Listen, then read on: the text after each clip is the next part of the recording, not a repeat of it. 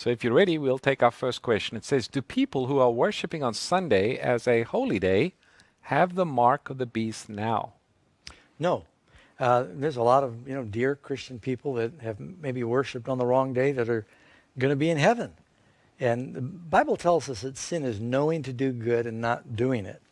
And there's no law right now that's compelling worship. And so it doesn't really become the mark of the beast issue until there's this movement to compel it. Now, that doesn't mean it's not sin. If a person knows what the truth is, not just in the area of the Sabbath, but if a person knows the truth in any area of their life and they're rebelling against it or ignoring it, that's a dangerous direction. So when we know God's will, we want to do God's will. Absolutely. All right, the next question that we have, it's does God count people guilty for disobeying the Bible truth that has never been made clear to them?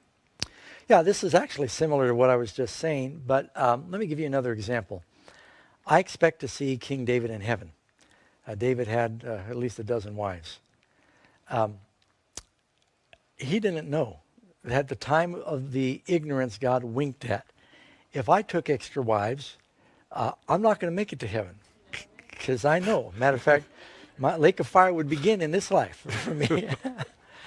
So, and that's the way, it's that way with many different areas of truth. There were times when, in the Old Testament times, God basically, he judges people according to what they knew, and there was a certain amount of ignorance, and they practiced polygamy and slavery and things that, God never wanted.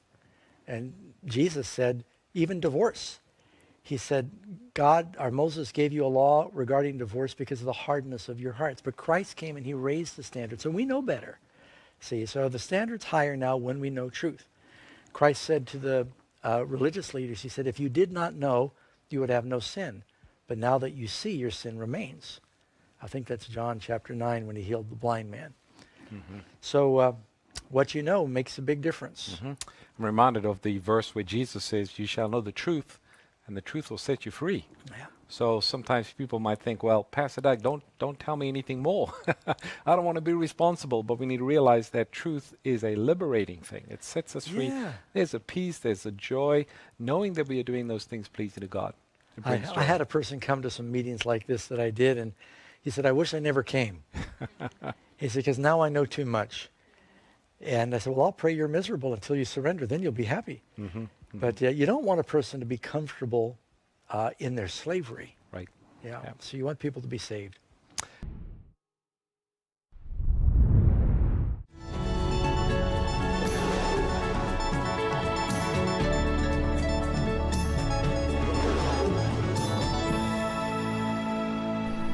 Have you ever worried that you don't have enough time in your days, or you could add another day to your life?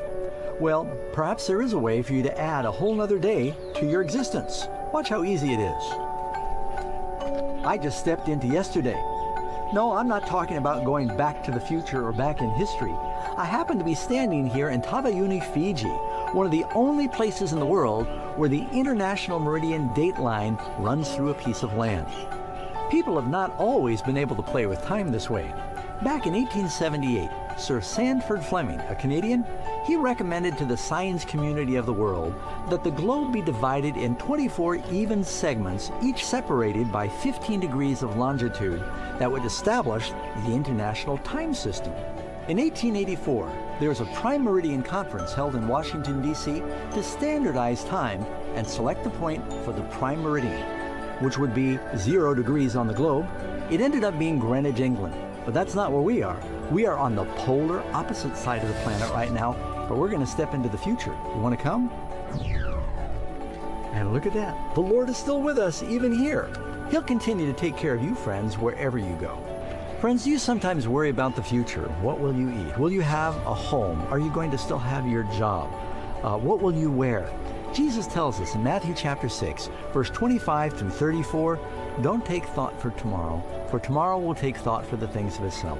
He tells us that he feeds the birds and he clothes the flowers. He'll take care of us. We know that God will watch over us. He forgives the past. He promises to be with us in the present, and he will continue to lead us in the future. But you've just got to give yourself to him. I invite you to do that right now.